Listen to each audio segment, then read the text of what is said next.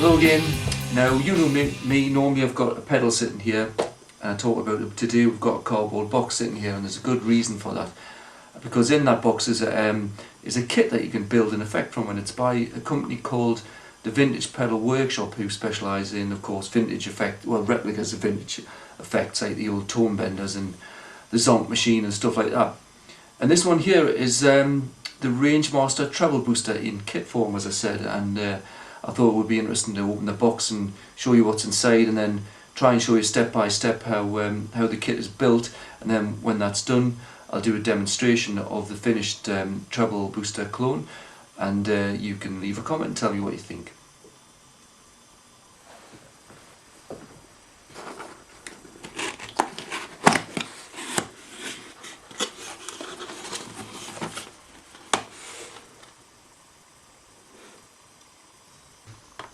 So we've got all the bits laid out here. I'm just going to check through everything. We've got our 9-volt battery, the face here for the Rangemaster treble booster with all the correct graphics on it, the all important enclosure. We've got 4 rubber feet, a stereo socket, we've got our lead with the jack plug, 1/4" jack plug there, which is hardwired out of the back of the unit, some wire, some tubing, a 9-volt battery clip, some solder, a piece of tag board here which the components are hardwired on to, a 10k log pot for the range control. We've got the knob there for that pot, our on-off switch, and a little plastic bag with the components in. You can see that there's not a great deal of parts in this circuit. It's very simple. I think it's just 4 caps and 3 carbon comp resistors in there. Also hiding in the middle is the transistor, which is a germanium OC75, and that's been selected already to have the correct gain and leakage. So once you've got all your parts, you also need the all important instructions that show you how to assemble the Rangemaster. Okay, we're going to begin construction now. First thing to do is to take a little tag strip.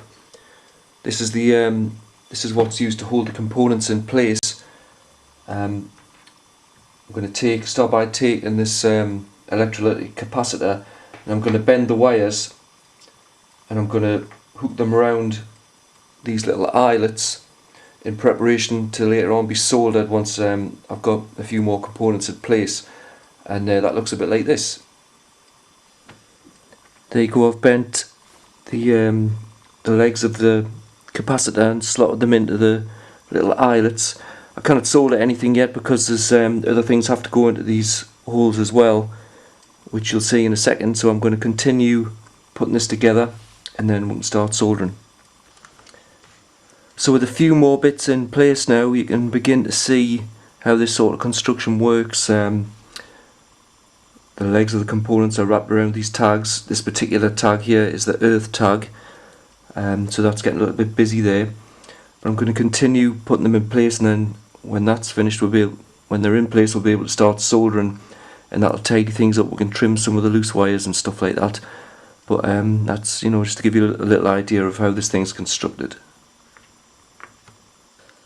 I'm going to apply a little bit of solder now just to start to hold things in place. I haven't got everything in the tag strip yet, but it's getting a little bit awkward. So I'm going to start by soldering down here, and I have to be careful to leave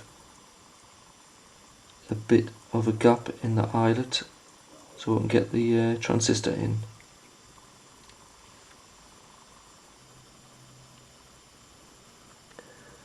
So here we are, it's a few minutes later, and I've got the pretty much all the components in place, and we've applied some solder now, and also added the wires, as you can see. And the last piece which has to go into the tag strip is the germanium transistor, which we'll look at now. As I mentioned earlier before, the transistor that's being supplied with my particular kit is a germanium OC75, and it's already been tested and selected to sound right in the Rangemaster circuit. But just to double check it, I've hooked it up to my component analyzer. If I press the button, it'll be analysed, and we can scroll through and see that we've got a PNP germanium transistor, which means it's positive ground. It gives us the correct pinout, which is all that information is already included in the instructions. The current gain is 90, which is nice for this circuit, and leakage 0.29, which is pretty cool. So we'll know for a fact that the transistor is going to sound right when we put it in the circuit. So I've got the germanium transistor in place now, and I'm just about to solder it. And it's important to remember that you need to get in and out quite quick with the soldering iron, because sometimes germanium transistors can be damaged by heat. So I'm going to try and do this quickly.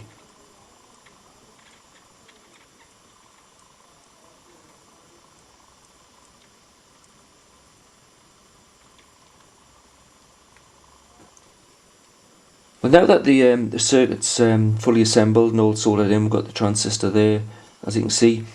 I've now attached the tag strip into the chassis, and what I'm going to do next is I'm going to put the switch and the socket and the pot in place and continue wiring that up.